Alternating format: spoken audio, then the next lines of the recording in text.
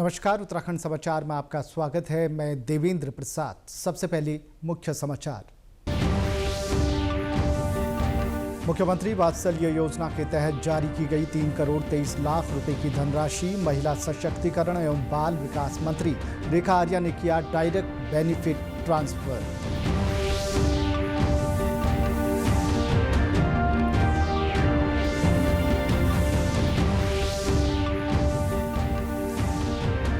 किसानों के लिए बेहद लाभकारी विकसित कृषि संकल्प अभियान। भारतीय मृदा एवं जल संरक्षण संस्थान के वैज्ञानिक दे रहे हैं सरकारी योजनाओं की जानकारी।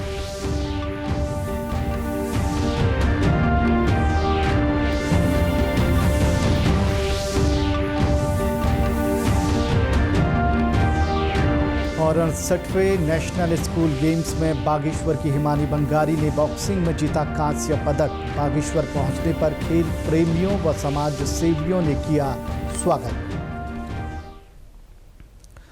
महिला सशक्तिकरण एवं बाल विकास मंत्री रेखा आर्या ने मुख्यमंत्री वात्सल्य योजना के तहत लाभार्थियों को 3 करोड़ 23 लाख रुपए से ज़्यादा की धनराशि जारी की। कैंप कार्यालय पर धनराशि लाभार्थियों की खातों में डीबीटी करने के बाद कैबिनेट मंत्री रेखा आर्या ने बताया कि इस योजना में प्रदेश सरकार 2020 से ही कोरोना महामारी के दौरान अभिभावकों को खो देने वाले बेसहारा बच्चों को प्रति माह 3,000 की सहायता राशि देती है। इस योजना के तहत मार्च 2025 तक की धनराशि पहले ही जारी कर दी गई थी। कैबिनेट मंत्री रेखा आर्या ने बताया कि अप्रैल में 5,415 लाभार्थियों को कुल 1 करोड़ 62 लाख 45 हजार रुपये शनिवार को जारी किए गए हैं, जबकि मई महीने के लिए कुल 5,358 लाभार्थियों के 1 करोड़ 60 लाख 74 हजार रुपये की धनराशि जारी की गई है। इस योजना के तहत लाभार्थी के 21 वर्ष के हो जाने या बालिका लाभार्थियों के विवाह या लाभार्थी के सेवा योजित हो जाने के बाद वह योजना से बाहर हो जाते हैं। कोविड काल चला था, तो उस कोविड कालखंड में हमारे ऐसे बच्चे जो कि जिनके अभिभावक नहीं रहे या जिनके अभिभावकों में से एक सदस्य रहा या जिनके परिवार में कमाऊ सदस्य नहीं रहा, तो ऐसी परिस्थिति में उन बच्चों को वात्सल्य योजना के साथ में हम लोगों ने जोड़ा था। निश्चित रूप से इस वात्सल्य योजना के माध्यम से ऐसे ही हमारे वंचित बच्चे जिनके अभिभावक नहीं रहे हैं, उनको सरकार की ओर से, माननीय मुख्यमंत्री धामी जी की ओर से, जो कि उनके मामा की भूमिका निभाते हैं और मैं स्वयं उनकी बुआ की भूमिका निभाती हूँ, हम लोगों ने वात्सल्य में कवर बच्चों को 3,000 रुपये प्रति माह दिए जाने का व्यवस्था बनाई थी। आज उसी क्रम में आगे बढ़ते बढ़ते यानी कि 2020 से लगातार ये व्यवस्था चली आ रही है और आज बढ़ते बढ़ते जो है ये व्यवस्था का आज हम लोगों ने या मुझे आज ये अवसर मिला कि कोविड का जो हमारा बच्चों का प्रति बच्चा 3,000 रुपये हम लोग मासिक देते हैं। आज 2 माह का यानी कि अप्रैल और मई माह का धनराशि आज उनके खातों में डीबीटी कर दी है। भारतीय मृदा एवं जल संरक्षण संस्थान देहरादून के प्रधान वैज्ञानिक डॉक्टर धर्मवीर सिंह ने विकसित कृषि संकल्प अभियान को किसानों के लिए काफ़ी लाभकारी बताया है। उन्होंने कहा कि इस अभियान के तहत वैज्ञानिक किसानों को जागरूक कर कृषि को विकसित बनाने की दिशा में कार्य करेंगे।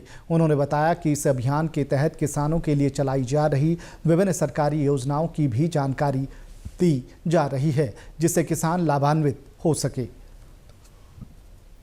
वैज्ञानिक लोग किसानों के खेतों पे जा रहे हैं, किसानों के घर जा रहे हैं, उनसे वार्तालाप कर रहे हैं, उनकी समस्याओं को सुन रहे हैं और उनकी समस्याओं का समाधान जो वहीं त्वरित दिया जा सकता है उसको दिया जा रहा है। और कुछ चीज़ें ऐसी हैं जो किसानों के द्वारा बताई जा रही है वैज्ञानिकों को, तो वैज्ञानिक उनसे सीख के अपने इंस्टीट्यूट में, अपने संस्थान में आके उसके ऊपर रिसर्च करेंगे और उनका समाधान खोज के फिर दोबारा किसानों को बताएंगे।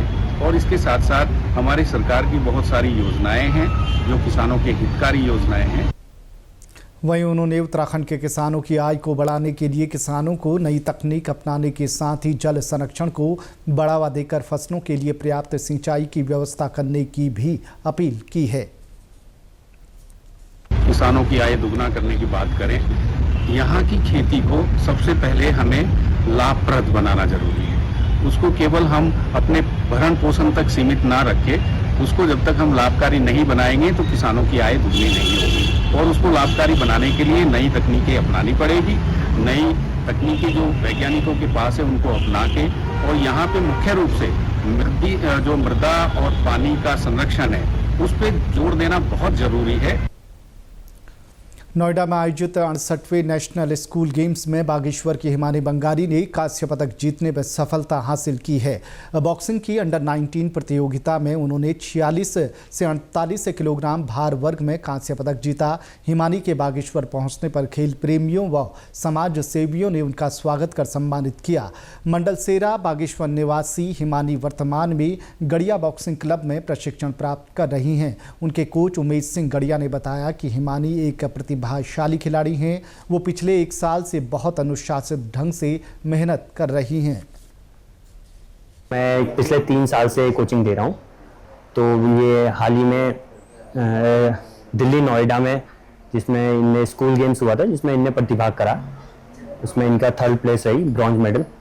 और अभी भी आगे की तैयारी कर रही है, जिसमें ये और अच्छे प्रदर्शन के साथ हमारे बागेश्वर का नाम रोशन करेगी और आने वाले टाइम में बागेश्वर को नेशनल में चैंपियनशिप दिलाएगी।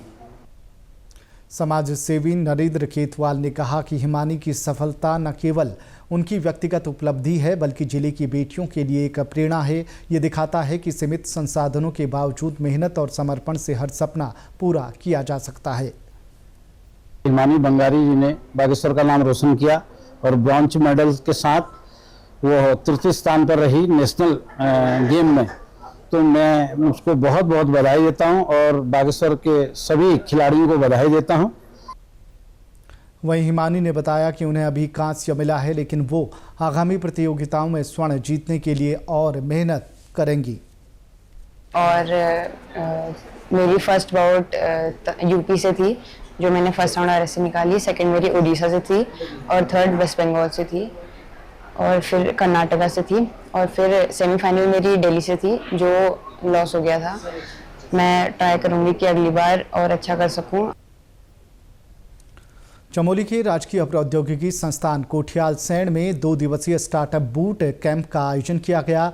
आईआईएम काशीपुर फीड और जिला उद्योग केंद्र गोपेश्वर चमोली द्वारा आयोजित बूट कैंप में पहले दिन युवाओं को स्टार्टअप की बारीकियों के मुख्य बिंदुओं से रूबरू कराया गया, जबकि दूसरे दिन विचार पेश किए गए। इस दौरान राजकीय प्रौद्योगिकी संस्थान के विद्यार्थियों ने विभिन्न क्षेत्रों के 12 आइडियाज स्टार्टअप प्रेजेंटेशन के लिए रखे।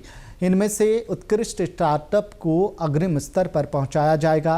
हथकरघा एवं हस्तशिल्प परिषद के उपाध्यक्ष वीरेंद्र दत्त सेमवाल ने युवाओं को पहाड़ी क्षेत्रों में हथकरघा एवं हस्तशिल्प से संबंधित क्षेत्र में नवाचार लाने के लिए प्रोत्साहित किया। साथ ही बुनकर सेवा केंद्र का भी निरीक्षण किया गया और स्थानीय बुनकरों की समस्याओं का समाधान करने के निर्देश दिए गए। दिल्ली की मुख्यमंत्री रेखा गुप्ता सरकार के 100 दिन पूरे होने पर आज हर की पौड़ी पहुंची। बेहद कड़ी सुरक्षा व्यवस्था के बीच यहां पहुंची दिल्ली की सीएम ने मां गंगा की विशेष पूजा अर्चना की और मां गंगा की तरह ही यमुना को स्वच्छ बनाने की बात कही। बतौर सीएम पहली बार हर की पौड़ी पहुंची रेखा गुप्ता ने मां गंगा में स्नान किया। उन्होंने कहा कि विकसित भारत में दिल्ली का भी योगदान हो, इसकी कामना लेकर वे यहाँ आई हैं। माँ गंगा का आशीर्वाद लेना मेरे लिए बहुत ही आज सौभाग्य की बात है और दिल्ली जिस विकास की यात्रा पे चलना शुरू हुई है, मैं समझती हूँ कि माँ का आशीर्वाद मुझे मिला और मैं इस कार्य को सफल करने के लिए अपना पूरा श्रम लगा पाऊँ, यही मेरे लिए लक्ष्य है और यही मेरे लिए आशीर्वाद है कि मैं यहाँ हूँ माँ गंगा के चरणों में। मोटे अनाजों से बने व्यंजनों का महत्व बताने और उनको बढ़ावा देने के उद्देश्य से राजकीय महाविद्यालय कोटद्वार के बीएड संकाय में महोत्सव आयोजित किया गया। इस मौके पर विभिन्न भोज्य पदार्थों की प्रदर्शनी लगाई गई। इनमें उत्तराखंड के साथ ही पंजाबी और गुजराती भोजन भी बनाया गया। विद्यार्थियों ने विभिन्न राज्यों के परिधान पहनकर अनेकता में एकता का संदेश देने का प्रयास भी किया। महाविद्यालय के प्राचार्य और संकाय अध्यक्ष ने कहा कि कार्यक्रम का मुख्य उद्देश्य बच्चों के बीच अपने पारंपरिक मोटे अनाजों के महत्व को बताना और भारतीय संस्कृति को प्रदर्शित करना था।